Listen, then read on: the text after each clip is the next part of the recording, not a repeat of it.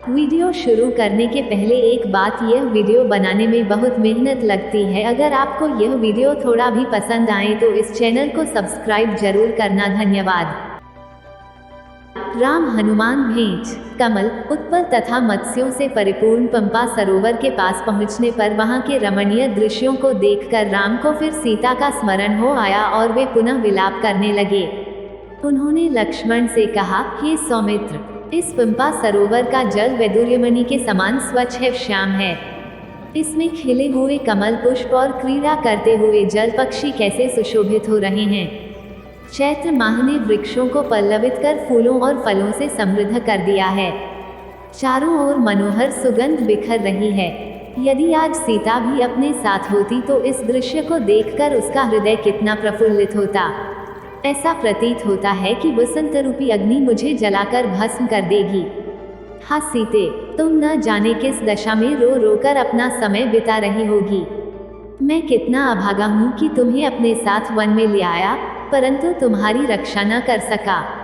हाँ, पर्वत शिखरों पर नृत्य करते हुए मोरों के साथ कामातुर हुई मोरनियां कैसा नृत्य कर रही हैं। हे लक्ष्मण, जिस स्थान पर सीता होगी, यदि वहां भी इसी प्रकार वसंत खिला होगा तो वो उसके विरह विदग्ध हृदय को कितनी पीड़ा पहुंचा रहा होगा। वो अवश्य ही मेरे वियोग में रो रो कर अपने प्राण दे रही होगी। मैं जानता हूँ, वह मेरे बिना पानी से बाहर निकली हुई मछली की भांति तड़प रही होगी।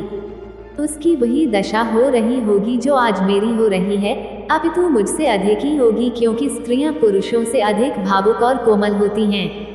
यह संपूर्ण दृश्य इतना मनोरम है कि यदि सीता मेरे साथ होती तो इस स्थान को छोड़कर मैं कभी अयोध्या न जाता, सदैव उसके साथ यहीं रमण करता। किंतु यह तो मेरा स्वप्न मात्र है। आज तो यह अभागा प्यारी सीता के वियोग में वनों में मारा मारा फिर रहा है। जिस सीता ने मेरे लिए महलों के सुखों का परित्याग किया, मैं उसी की वन में रक्षा नहीं कर सका। मैं कैसे यह जीवन धारण करूं? मैं अयोध्या जाकर किसी को क्या बताऊंगा? माता कौशल्या को क्या उत्तर दूंगा? मुझे कुछ सुझाई नहीं देता। मैं इस विपत्ति के पहाड़ के नीचे दबा जा रहा हूँ। मुझे इस विपत्ति से छुटकारे का कोई उपाय नहीं सूझ रहा है। मैं यहीं पंपासर में डूबकर अपने प्राण दे दूंगा। भाई लक्ष्मण, तुम अभी अयोध्या लौट जाओ। मैं अब जनकनंदिनी सीता के बिना जीवित नहीं रह सकता। बड़े भाई की यह दशा देखकर लक्ष्मण बोले, हे पुरुषोत्तम राम, आप शोक न करें। हे तात रघुनंदन, आप यदि रावण पाताल में या उससे भी अधिक दूर चला जाए तो भी वह अब किसी भी तरह से जीवित नहीं रह सकता। आप पहले उस पापी राक्षस का पता लगाइए, फिर वह सीता को वापस करेगा या अपने प्राणों से हाथ धो बैठेगा। आप तो अत्यंत धैर्यवान पुरुष हैं। आपको ऐसी विपत्ति में सदैव धैर्य रखना चाहिए। हम लोग अपने धैर्य, उत्साह और पुरुषार्थ के बल पर ही रावण को परास्त करके सीता को मुक्त करा सकेंगे। आप धैर्य धारण करें। लक्ष्मण के इस प्रकार से समझाने पर अत्यंत संतप्त राम ने शोक और मोह का परित्याग करके धैर्य धारण किया।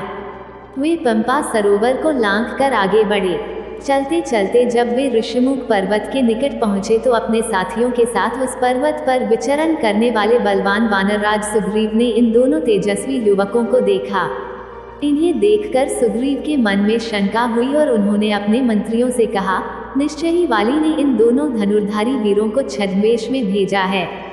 भयभीत होकर सुग्रीव अपने मंत्रियों के साथ ऋषिमुख पर्वत के शिखर चले गए। सुग्रीव को इस प्रकार चिंतित देखकर वाक्पटु हनुमान बोले, हे वानराधिपते, वाली तो शापवश यहाँ आ ही नहीं सकता, आप सहसा ऐसे चिंतित क्यों हो रहे हैं? हनुमान के प्रश्न को सुनकर सुग्रीव बोले, मुझे ऐसा प्रतीत होता है कि ये दोनों पुरुष वाली के भेजे हुए गुप्तचर हैं और तपस्वियों का भेष धारण करके हमारी खोज में आए हैं। हमें इनकी ओर से निश्चिंत नहीं होना चाहिए। हनुमान, तुम वेश बदलकर इनके पास जाओ और इनका संपूर्ण भेद ज्ञात करो। यदि मेरा संदेह ठीक हो तो शीघ्र इस विषय में कुछ करना। सुग्रीव का निर्देश पाकर हनुमान भिक्षु का भेष धारण कर राम लक्ष्मण के पास पहुँचे। उन दोनों को प्रणाम करके वे अत्यंत विनीत एवं मृदु वाणी में बोले, हे वीरों, आप दोनों सत्य पराक्रमी एवं देवताओं के समान प्रभावशाली जान पड़ते हैं। आप लोग इस वन्य प्रदेश में किस लिए आए हैं?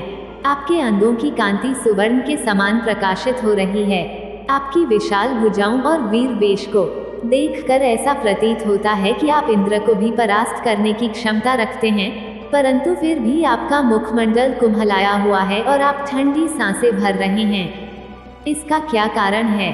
कृपया आप अपना परिचय दीजिए। आप इस प्रकार मौन क्यों हैं? यहाँ पर्वत पर वानर श्रेष्ठ सुग्रीव रहते हैं। उनके भाई वाली ने उन्हें घर से निकाल दिया है। वानर शिरोमणि सुग्रीव आप दोनों से मित्रता करना चाहते हैं। उन्हीं की आज्ञा से मैं आपका परिचय प्राप्त करने के लिए यहाँ आया हूँ।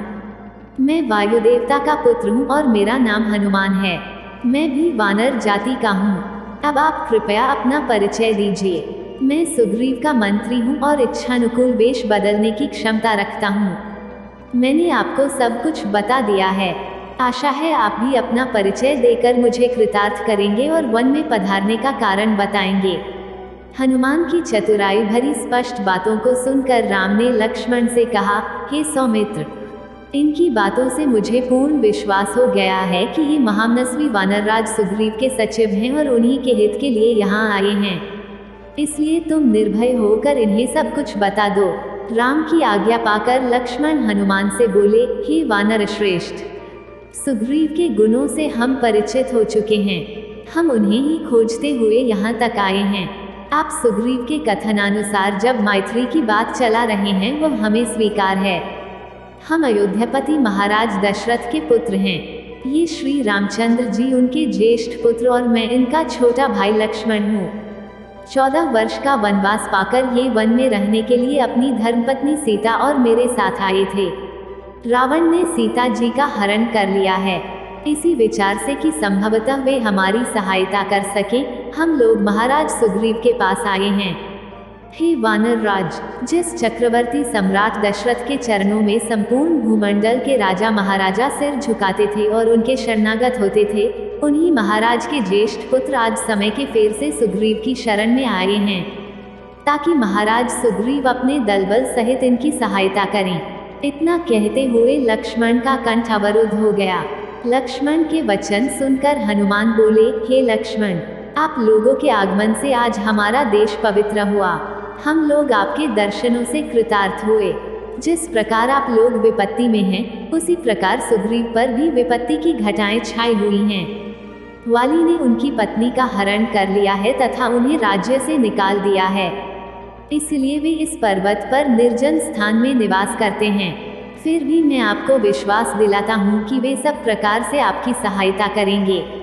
इतना कहकर हनुमान बड़े आदर से रामचंद्र और लक्ष्मण को सुग्रीव के पास ले गए। इसके आगे की कहानी आपको आने वाली अगली वीडियो में देखने को मिलेगी। यह वीडियो देखने के लिए धन्यवाद दोस्तों।